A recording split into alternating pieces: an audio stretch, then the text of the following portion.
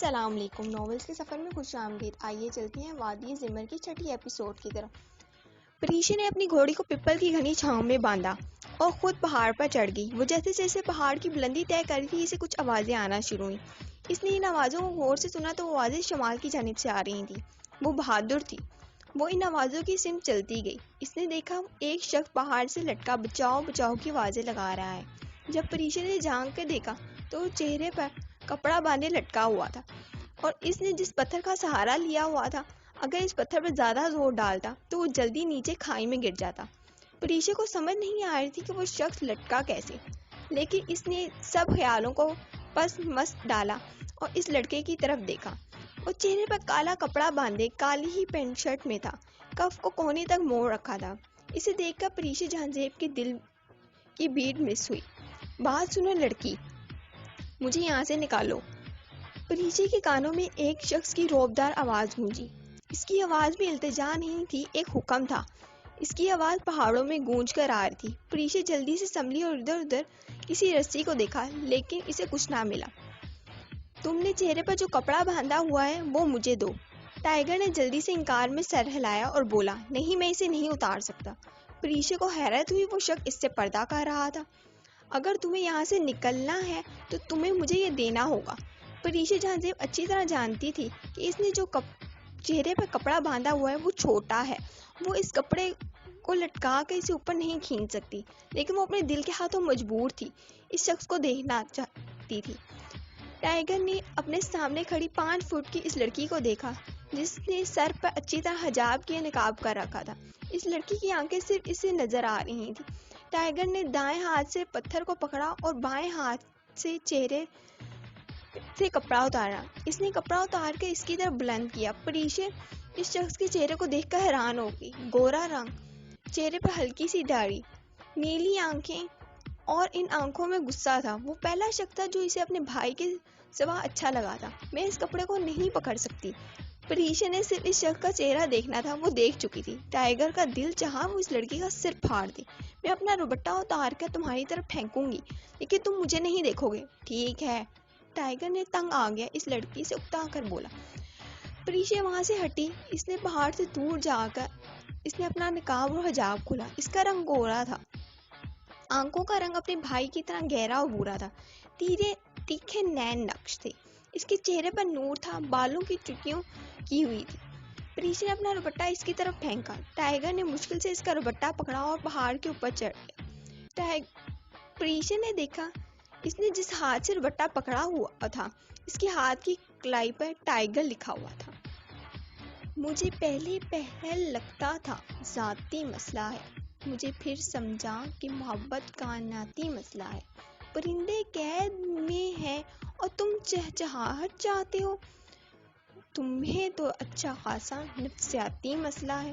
اس نے دیکھا بھی نہیں پریشی کی طرف۔ یہ بات پریشی کو اچھی لگی تھی۔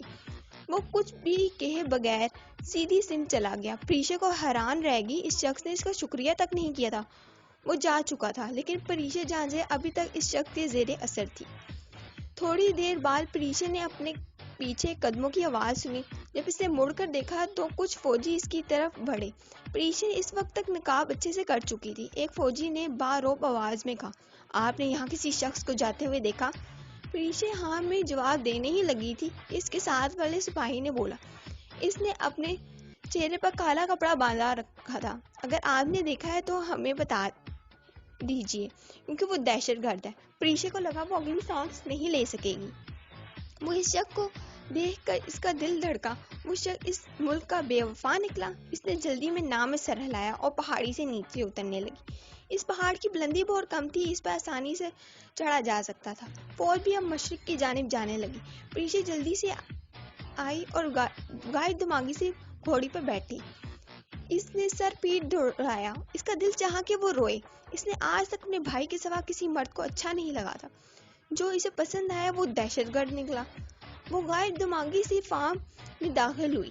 سکندر نے آگے بڑھ کر گھوڑی کی لگام تھامی۔ پریشی نے کوئی رد عمل ظاہر نہ کیا، حویلی کی طرف چل پڑی۔ سکندر کی نظروں نے حویلی تک اس کا تعاقب کیا۔ سکندر پوچھنا چاہتا تھا کہ وہ کتنی پریشان کیوں ہے، لیکن وہ مالک و غلام کا رشتہ نہیں بھولا تھا۔ سکندر سکندر اپنے خیالوں میں گم تھا جب اس کے پیچھے راسم کی آواز سنائی دی، وہ کام مت کرو جو کرنے نہیں آئے۔ راسم سے کہہ کر چلا گیا۔ سکندر بھی اس کی بات کا مطلب سمجھ چکا تھا، اس لیے وہ خاموش ہی رہا۔ بہو، آج شام میں ہم ملکوں کی حویلی جائیں گے، بلال شاہ اور شہرونا کا رشتہ طے کرنے۔ جب ڈائننگ ٹیبل پہ بیٹھے ہوئے تھے، جب سردار عالمگیر نے باروب لہجے میں کہا، جی بالکل، آپ نے درست فرمایا، سردار بلال شاہ بھی ہمارے ساتھ جائیں گے۔ شاہانہ بھی نے کھیر کو سردار عالمگیر کے سامنے رکھتے ہوئے کہا، ہاں کیوں نہیں، سردار بلال شاہ قبیلے کا سردار ہے، اس کا ہونا ضروری ہے، ہم نہیں جا سکتے۔ بلال شاہ نے دھیمے لہجے میں کہا، کیوں نہیں جا سکتے، ویسے بھی بلال شاہ رشتے میں آپ کا سالہ لگتا ہے۔ شاہانہ بھی بلال شاہ کے کندھے پہ ہاتھ رکھتے ہوئے کہا، کیونکہ بلال شاہ کے انکار کی وجہ سے بلال شاہ کو بہت غصہ آ رہا تھا، بلال شاہ ضرور جائے گا۔ سردار اورنگزیب نے گردن اکڑاتے ہوئے کہا، وہ تو آج کل ویسے بھی بہت خوش تھے کہ سردار بلال شاہ قبیلے کا سردار بنا دیا گیا، وہ اپنے بیٹے کا نام روشن کرنا چاہتے تھے۔ خانم بھی چپ تھی، وہ جانتی تھی بلال شاہ دل نشین سے شادی نہیں کرنا چاہتا، لیکن وہ کر بھی کیا سکتی تھی، وہ تو صرف نام کی قبیلے کی سردارنی تھی، حکم تو شاہانہ بھی اور سردار عالمگیر کا ہی چلتا تھا۔ دل نشین کچھ کچن کے دروازے پر کھڑی سب سن رہی تھی، لیکن اسے بولنے کی اجازت نہیں تھی۔ اس کا خیال تھا کہ بلال شاہ کے انکار پر گھر میں قہم مچے گی، لیکن ایسا کچھ نہ ہوا۔ وہ کبھی بھی سردار بلال شاہ سے شادی نہیں کرنا چاہتی تھی، محبت تو ویسے بھی ہاشم شاہ سے کرتی تھی۔ اگر اس کی شادی بلال شاہ سے ہوگی تو وہ جانتی تھی بلال شاہ اسے کبھی بھی بیوی کا رتبہ نہیں دے گا۔ بلال شاہ خاموش رہا، اس کے پاس بات منوانے کا اب کوئی طریقہ نہیں تھا۔ ماضی جولیا جب اس شخص سے ملی تو کھوئی کھوئی رہنے لگی، اسے اس شخص کی باتیں بھا گئی تھیں، اس لیے اس نے نوکری کی تلاش کرنا شروع کر دی تھی۔ آج بھی وہ نوکری کی تلاش میں سڑک پر تھی، وہ فٹ پاتھ پر چل رہی تھی جب اسے ٹھوکر لگی، وہ اونگے منہ گر گئی۔